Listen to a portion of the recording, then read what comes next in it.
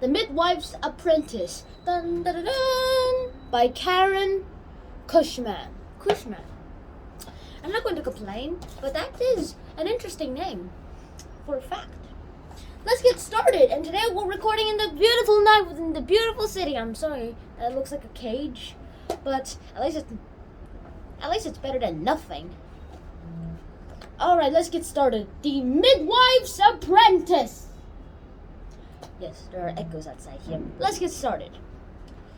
In my time of reading this, it's pretty short, so I was able to read it quickly. And then I had to write something like the script for this video, so that it took me a little while. So when I started recording, it ended up at night. What happened here was that the Midwife's Apprentice, CUSHMAN. Karen CUSHMAN is the author of The Midwife's Apprentice. The apprentice of the midwife, for those of you who don't know what midwife is, it is basically a doctor or nurse, I guess you could say, mainly a nurse who gives birth. Like, not the person, she's not a mother, but she's the one who helps other mothers give birth. And nowadays, if you want to be a midwife, you can be a man or a woman. Back then, it was limited to a woman. And nowadays, you can be, like, either gender. So, how does this help us? For starters, there is so much to do. As a midwife, you have to memorize herbs, you have to memorize stuff that will help you remember how to actually keep a baby alive. And if there's no hope for the baby and you know that,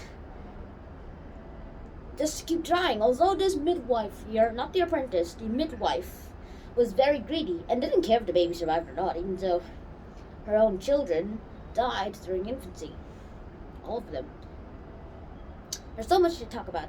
The Midwife's Apprentice, the original Midwife's Apprentice, is a girl who used to be a beggar and was homeless and had no name, no family, at least none that she knew of. And that was all. Until one day she became the Midwife's Apprentice, and that changed everything. This one little bit of peace into her life changed her life dramatically. And everything that comes forth from this on everyone would have christened her and named her Beetle, originally Dung Beetle, but then, well, she didn't like it. And one time, someone mistaken her to be a girl named Alice, A-L-Y-C-E, not A-L-I-C-E. And then she thought it was a pretty good name, better than Beetle, at least. And decided that would be her name for the rest of her life. She then changed her name to Alice, a better girl name. And a boy tried to copy her and tried to name himself Alice, but then she told him that it was a girl name. So then he named himself Edward. The guy I was just talking about was helped and supported by Alice until he was sent to work at the manor. So let's do, this is basically all of the background on Alice, and now that that's over, let's continue on with the story.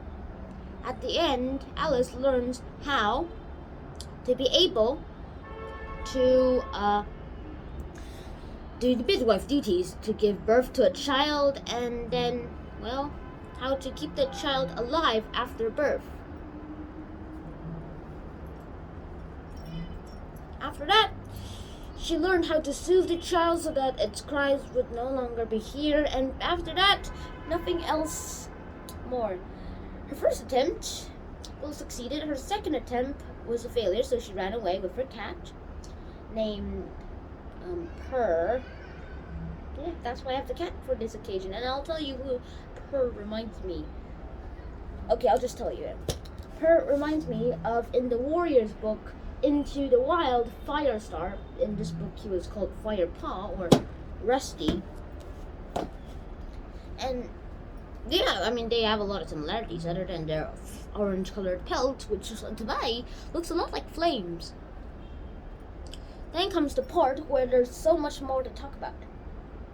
Purr keeps following his master, in this case a mistress named Alice, and they become lifelong friends. He follows her everywhere, like how he follows me everywhere. If I just try to go to sleep, dash into the bedroom, like land beside me, or at least under me, under my bed, and just sleep there, or just cry out all night. And that's all. That's basically everything about the Midwife's Apprentice. And I guess the message to the Midwife's Apprentice is very simple. The message is that do not give up. Even if in your first or second try is a failure, don't give up. There's always a second time, or at least I guess a third time by now, for this. Try and try and try again until you succeed. And that will be the best way to your success. You now know what is a failure. Now go do what's a success. That's all I'm going to say right now. So I'm going to release the cat. And let's end this episode on a high note.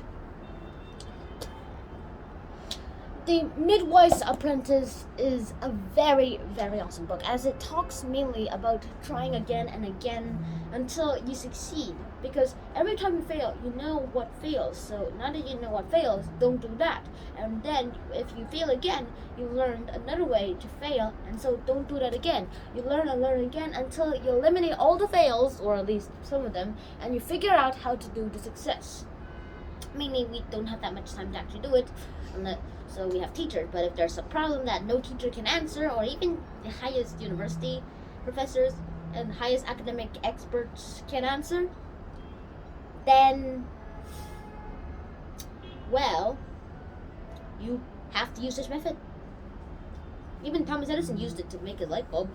At least he used a lot of the other failures of other people, and that was how he created a light bulb. Enough about Thomas Edison. And now, let's end this episode. The Midwife's Apprentice by Karen Cushman. Mainly for people who are women.